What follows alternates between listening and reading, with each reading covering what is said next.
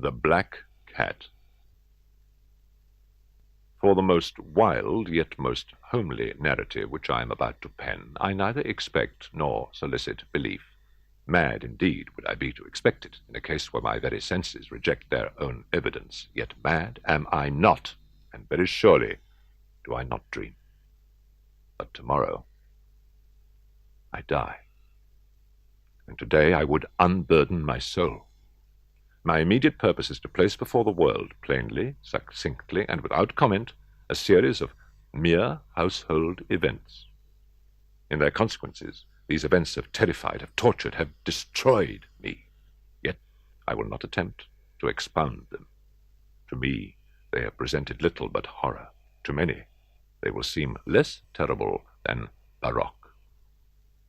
Hereafter, perhaps, some intellect may be found which will reduce my phantasm to the commonplace, some intellect more calm, more logical, and far less excitable than my own, which will perceive, in the circumstances I detail with awe, nothing more than an ordinary succession of very natural causes and effects.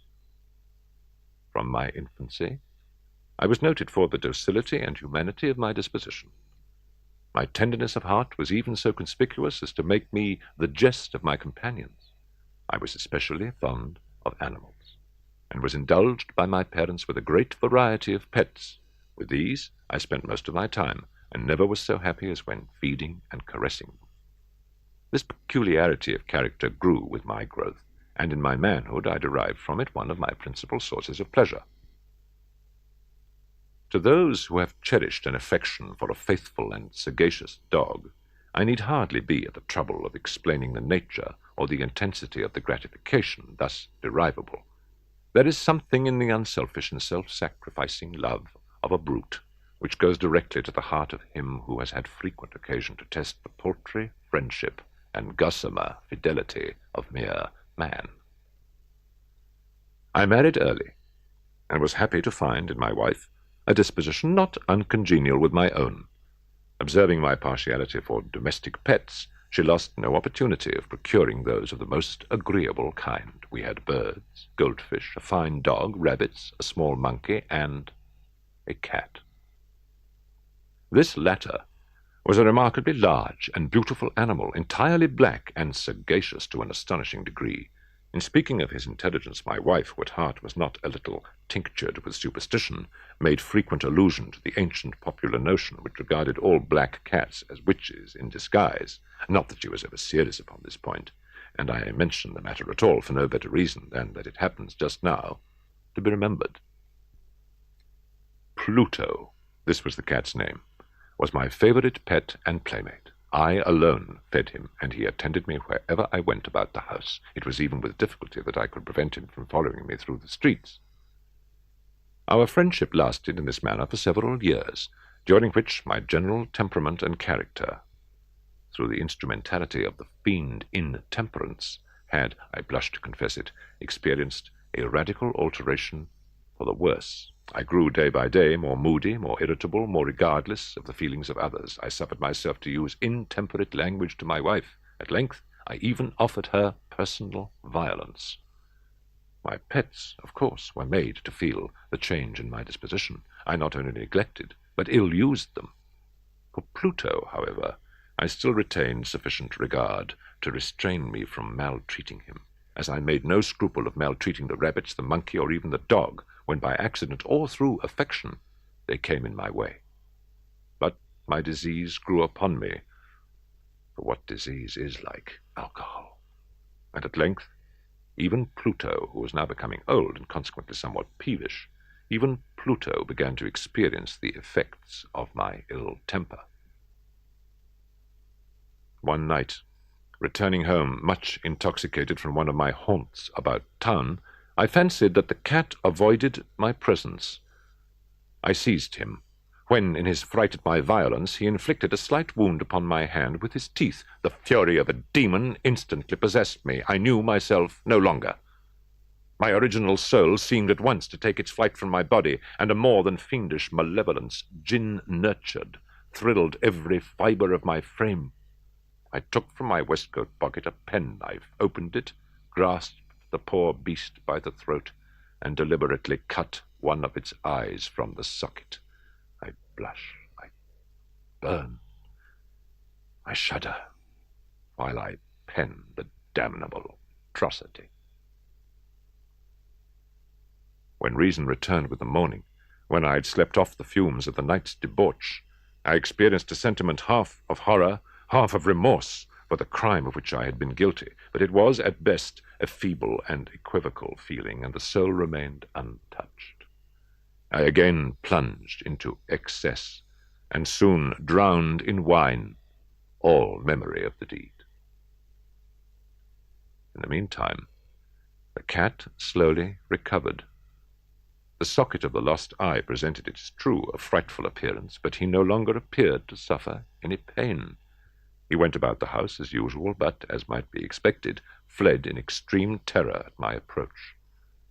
I had so much of my old heart left as to be at first grieved by this evident dislike on the part of a creature which had once so loved me. But this feeling soon gave place to irritation, and then came, as if to my final and irrevocable overthrow, the spirit of perverseness. Of this spirit, philosophy takes no account. Yet I am not more sure that my soul lives than I am that perverseness is one of the primitive impulses of the human heart, one of the indivisible primary faculties or sentiments which give direction to the character of man. Who has not 100 times found himself committing a vile or a silly action for no other reason than because he knows he should not? Have we not a perpetual inclination, in the teeth of our best judgment, to violate that which is law, merely because we understand it to be such? This spirit of perverseness, I say, came to my final overthrow.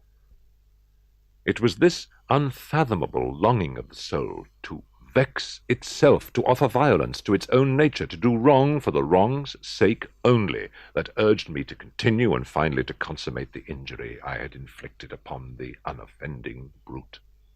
One morning, in cool blood, I slipped a noose about its neck and hung it to the limb of a tree, hung it with the tears streaming from my eyes and with the bitterest remorse at my heart, hung it because I knew that it had loved me and because I felt it had given me no reason of offense, hung it because I knew that in so doing I was committing a sin, a deadly sin that would so jeopardize my immortal soul as to place it, if such a thing were possible, even beyond the reach of the infinite mercy of the most merciful and most terrible God. On the night of the day on which this cruel deed was done, I was aroused from sleep by the cry of fire. The curtains of my bed were in flames. The whole house was blazing. It was with great difficulty that my wife, a servant, and myself made our escape from the conflagration. The destruction was complete. My entire worldly wealth was swallowed up, and I resigned myself thenceforward to despair. I am above the weakness of seeking to establish a sequence of cause and effect between the disaster and the atrocity, but I am detailing a chain of facts, and wish not to leave even a possible link imperfect. On the day succeeding the fire, I visited the ruins. The walls, with one exception, had fallen in. This exception was found in a compartment wall, not very thick, which stood about the middle of the house, and against which had rested the head of my bed. The plastering had here, in great measure, resisted the action of the fire, a fact which I attributed to its having been recently spread. About this wall, a dense crowd were collected, and many persons seemed to be examining a particular portion of it with very minute and eager attention. The words "strange," "singular," and other similar expressions excited my curiosity. I approached and saw, as if graven in bas-relief upon the white surface, the figure of a gigantic cat. The impression was given with an accuracy truly marvelous. There was a rope about the animal's neck.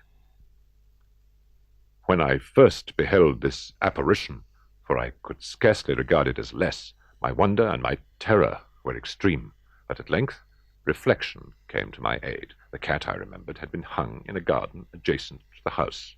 upon the alarm of fire, this garden had been immediately filled by the crowd, by someone of whom the animal must have been cut from the tree and thrown through an open window into my chamber. This had probably been done with the view of arousing me from sleep. The falling of other walls had compressed the victim of my cruelty into the substance of the freshly spread plaster, the lime of which, with the flames and the ammonia from the carcass, had then accomplished the portraiture as I saw it. Although I thus readily accounted to my reason, if not altogether to my conscience, for the startling fact just detailed, it did not the less fail to make a deep impression upon my fancy. For months I could not rid myself of the phantasm of the cat, and during this period there came back into my spirit a half-sentiment that seemed, but was not, remorse. I went so far as to regret the loss of the animal, and to look about me among the vile haunts which I now habitually frequented, for another pet of the same species, and of somewhat similar appearance, which to supply its place. One night, as I sat, half stupefied in a den of more than infamy, my attention was suddenly drawn to some black object reposing upon the head of one of the immense hogsheads of gin or of rum, which constituted the chief furniture of the apartment. I had been looking steadily at the top of this hogshead for some minutes, and what now caused me surprise was the fact that I had not sooner perceived the object thereupon. I approached it, and touched it with my hand. It was a black cat, a very large one, fully as large as Pluto, and closely resembling him in every respect but one. Pluto had not a white hair upon any portion of his body, but this cat had a large, although indefinite, splotch of white, covering nearly the whole region of the breast. Upon my touching him, he immediately arose, purred loudly, rubbed against my hand, and appeared delighted with my notice. This, then, was the very creature of which I was in search. I at once offered to purchase it of the landlord, but this person made no claim to it, knew nothing of it, had never seen it before. I continued my caresses, and when I prepared to go home, the animal evinced a disposition to accompany me. I permitted it to do so, occasionally stooping and patting it as I proceeded. When it reached the house, it domesticated itself at once, and became immediately a great favorite with my wife. For my own part, I soon found a dislike to it arising within me. This was just the reverse of what I had anticipated, but I know not how or why it was. Its evident fondness for myself rather disgusted and annoyed me. By slow degrees, these feelings of disgust and annoyance rose into the bitterness of hatred. I avoided the creature, a certain sense of shame, and the remembrance of my former deed of cruelty, preventing me from physically abusing it. I did not, for some weeks, strike or otherwise violently ill-use it, but gradually, very gradually, I came to look upon it with unutterable loathing, and to flee silently from its odious presence, as from the breath of a pestilence. What added no doubt to my hatred of the beast was the discovery, on the morning after I brought it home, that, like Pluto, it also had been deprived of one of its eyes.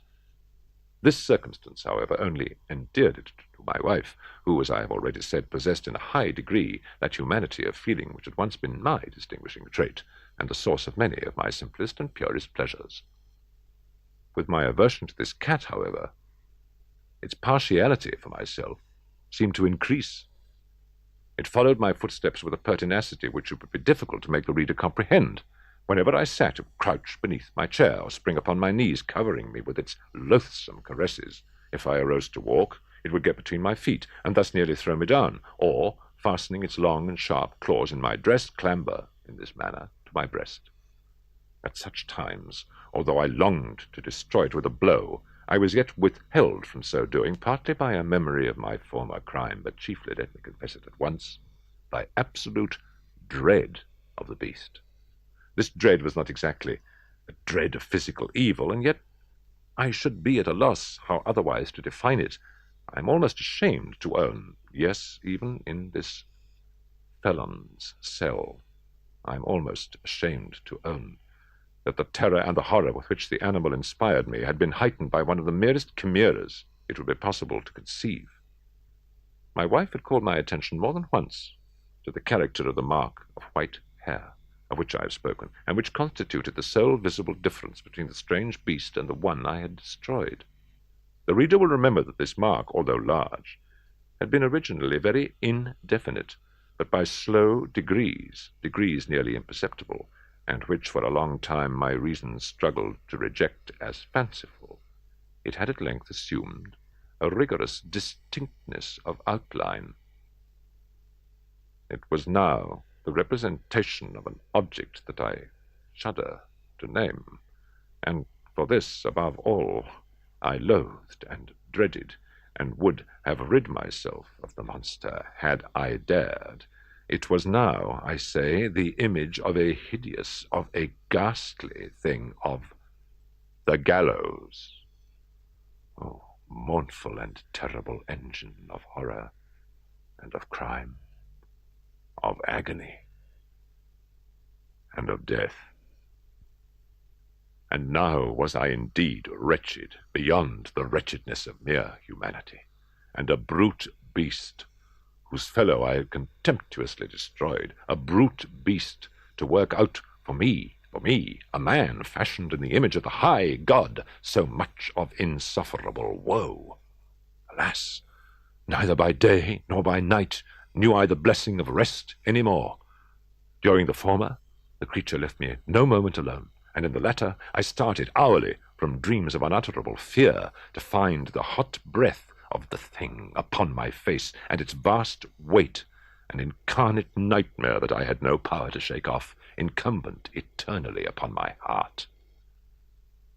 Beneath the pressure of torments such as these, the feeble remnant of the good within me succumbed. Evil thoughts became my sole intimates, the darkest and most evil of thoughts. The moodiness of my usual temper increased to hatred of all things and of all mankind, while, from the sudden, frequent, and ungovernable outbursts of a fury to which I now blindly abandoned myself, my uncomplaining wife, alas, was the most usual and the most patient of sufferers. One day she accompanied me upon some household errand into the cellar of the old building which our poverty compelled us to inhabit. The cat followed me down the steep stairs, and nearly throwing me headlong, exasperated me to madness, uplifting an axe, and forgetting in my wrath the childish dread which had hitherto stayed my hand, I aimed a blow at the animal, which of course would have proved instantly fatal had it descended as I wished. But this blow was arrested by the hand of my wife. Goaded by the interference into a rage more than demoniacal, I withdrew my arm from her grasp and buried the axe in her brain. She fell dead upon the spot without a groan. This hideous murder accomplished, I set myself forthwith and with entire deliberation to the task of concealing the body. I knew that I could not remove it from the house, either by day or by night, without the risk of being observed by the neighbors. Many projects entered my mind. At one period I thought of cutting the corpse into minute fragments and destroying them by fire. At another, I resolved to dig a grave for it in the floor of the cellar. Again, I deliberated about casting it into the well in the yard, about packing it in a box, as if merchandise, with the usual arrangements, and so getting a porter to take it from the house. Finally, I hit upon what I considered a far better expedient than either of these, and determined to wall it up in the cellar, as the monks of the Middle Ages are recorded to have walled up their victims. For a purpose such as this, the cellar was well adapted. Its walls were loosely constructed and had lately been plastered throughout with a rough plaster which the dampness of the atmosphere had prevented from hardening. Moreover, in one of the walls was a projection caused by a false chimney or fireplace that had been filled up and made to resemble the rest of the cellar. I made no doubt that I could readily displace the bricks at this point, insert the corpse, and wall the whole up as before, so that no eye could detect anything suspicious. And in this calculation I was not deceived. By means of a crowbar, I easily dislodged the bricks, and having carefully deposited the body against the inner wall, I propped it in that position, while with little trouble I relaid the whole structure as it originally stood. Having procured mortar, sand, and hair with every possible precaution, I prepared a plaster which could not be distinguished from the old, and with this I very carefully went over the new brickwork. When I had finished, I felt satisfied that all was right. The wall did not present the slightest appearance of having been disturbed. The rubbish on the floor was picked up with the minutest care. I looked around triumphantly and said to myself, "Here, at least, then, my labor has not been in vain." My next step was to look for the beast which had been the cause of so much wretchedness, for I had at length firmly resolved to put it to death. Had I been able to meet with it at that moment, there would have been no doubt of its fate.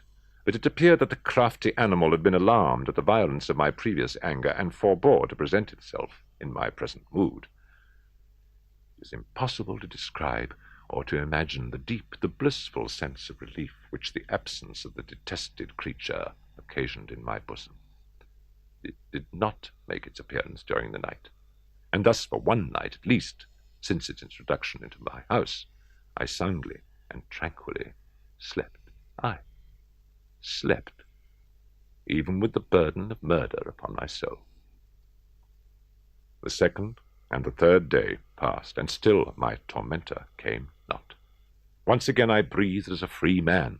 The monster, in terror, had fled the premises forever. I should behold it no more. My happiness was supreme. The guilt of my dark deed disturbed me but little. Some few inquiries had been made, but these had been readily answered. Even a search had been instituted, but of course nothing was to be discovered. I looked upon my future felicity as secured. Upon the fourth day of the assassination, a party of the police came very unexpectedly into the house, and proceeded again to make a rigorous investigation of the premises. Secure, however, in the inscrutability of my place of concealment, I felt no embarrassment whatever. The officers bade me accompany them in their search. They left no nook or corner unexplored. At length, for the third or the fourth time, they descended into the cellar. I quivered not in a muscle. My heart beat calmly, as that of one who slumbers in innocence. I walked the cellar from end to end. I folded my arms upon my bosom, and roamed easily to and fro. The police were thoroughly satisfied, and prepared to depart. The glee at my heart was too strong to be restrained. I burned to say, if but one word by way of triumph, and to render doubly sure their assurance of my guiltlessness. "Gentlemen," I said at last as the party ascended the steps, "I delight to have allayed your suspicions. I wish you all health and a little more courtesy. By the by, gentlemen, this is a very well-constructed house." In the rabid desire to say something easily, I scarcely knew what I uttered at all. I may say an excellently well-constructed house. These walls— Are you going, gentlemen? These walls are solidly put together. And here, through the mere frenzy of bravado, I rapped heavily, with a cane which I held in my hand, upon that very portion of the brickwork behind which stood the corpse of the wife of my bosom. But may God shield and deliver me from the fangs of the arch-fiend.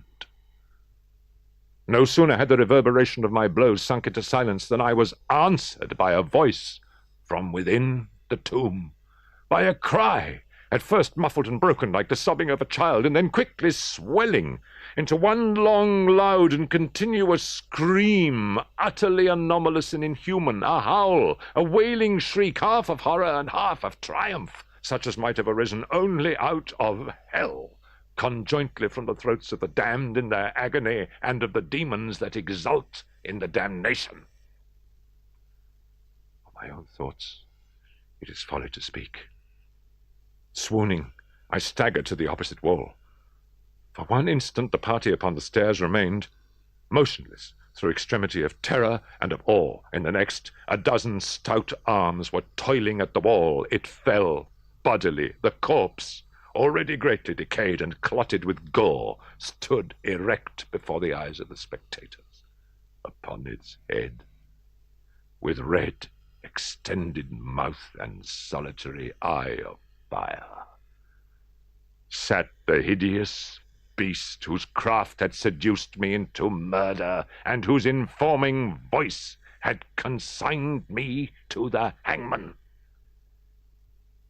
I had walled the monster up within the tomb.